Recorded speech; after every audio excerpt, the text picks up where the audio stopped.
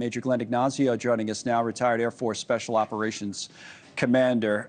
Good to see you, Glenn. You put any odds on this, or what is the significance of Putin even putting a story like this out?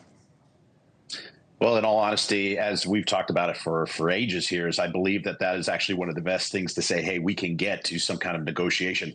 And that really needs to happen.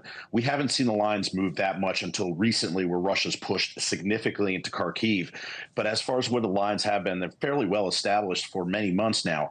I hate to say it, I don't see any capability for Ukraine to completely push Russia out. And I believe that the lines that are established right now are pretty much the way they're going to be. So I think it's good to actually get to this some kind of treaty and ceasefire. All right, let me talk about that with you a little bit. Of course, you know, we go to our maps here on the tablet because we have the current front lines that are drawn, and they're all outlined in red. So if you just take a line across here, that would be, you know, Ukraine, where they're still controlling their territory. But you're basically saying to me, Glenn, that if you're Ukraine, best case is you're going to take all of this land in here and say, all right, that's yours, Russia? I hate to say it, I wouldn't want Ukraine to lose anything, but in all honesty, these lines really haven't moved much in the last 6 to 12 months. And my team on the ground, I just talked to a few hours ago, they're saying exactly that. They feel that Kharkiv is a push to sort of draw some of the Ukrainian forces north, but that whole line down into the south, Donetsk and everything, is where Russia's not going to pull out, and they're going to hold the line as best as possible. So as much as I would hate to say and give anything to Russia, right, I believe those are really going to be the tenets of stopping this war. And that's hard for Zelensky to give up. And Putin has to show some type of win inside of Russia, regardless politically. That's really the only balance, but that doesn't mean that everybody's going to accept those terms. Really hard for Zelensky to give up. Let's put up the quote from his interview with the New York Times. I'm sure you saw that. We talked about it on the show earlier this week. Asked about potential ceasefire negotiations, he called for diplomacy that avoids direct talks with Russia, but rallies nations behind Ukraine's positions for an eventual peace settlement. Reaction to that, and also maybe some context when you say colleagues on the ground about the work you're involved with there that you can tell us about in Ukraine. Yeah, absolutely. So there's negotiations and discussions in Switzerland here in the next coming days here. And Zelensky and other nations are there that are going to basically look to end this type of war. But the interesting part is the bigger party, which is Russia, is not invited right now. And that's really not really that's a no game changer. I mean, Russia has to be part of this negotiation. So they're looking for allies to pressure Russia to pull back. I don't think that's going to happen. They got to be part of it. As far as what's going on the ground, so my teammates, we've established evacuation networks from Odessa, Mykolaiv, and other parts of the country to get civilians in bad places out.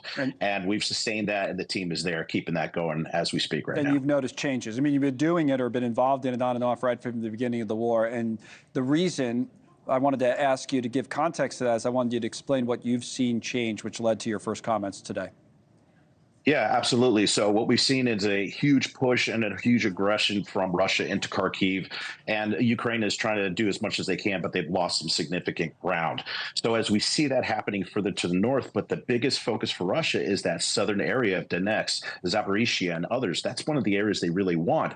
So is that a feint as far as trying to pull Ukraine forces north? That's what they believe. But at the same time, they're seeing incredibly intense operations from Russia. Remember, Russia will always have more people. So if the weapons balance out between the West, giving to Ukraine and everything, that will be the thing. And that's what they're seeing is a big push from Russia right now. And what about this latest round? You know, the funding finally got passed, but now the Defense Department announcing another round of, you know, some more artillery and the like, which I mentioned.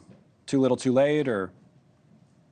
Yeah, that's literally that term is what came out of my friend a couple hours ago. Is a little too late. Yeah, literally perfect quote. And it's one of those things that'll hold the defensive nature of where Ukraine is. And like I said, I'm completely behind Ukraine, so I want to know that people know that. But it really feels like it's too little, too late. So they can hold defensively, but offensively, as far as pushing Russia back, seems to be an uphill battle. I hate to say it, but that's the situation we're dealing with right now. Final thing, then, Glenn, what would have to happen for Zelensky to actually give in on this? I just can't see it happening, but maybe you feel differently. No, I agree with you. Zelensky, I don't see him giving into this as well because he's losing part of his country significantly. Boy, where does this come out to balance out to show a win for Zelensky and show a win for Putin? Putin needs to have that territory in Ukraine. Zelensky won't give it up. So how do you find middle ground? Honestly, to stop the killing of both sides is probably the common ground between the two. Where do they see the lines drawn between that they agree upon? That's the challenge. And honestly, we'll know what comes out of the negotiations if and when they occur. But that's what we're facing. Okay. We appreciate your analysis as always. I know you'll keep us up to date on yourself and your colleagues and what you guys are learning on the ground. It's important to the discussion. Thanks, Glenn Ignacio.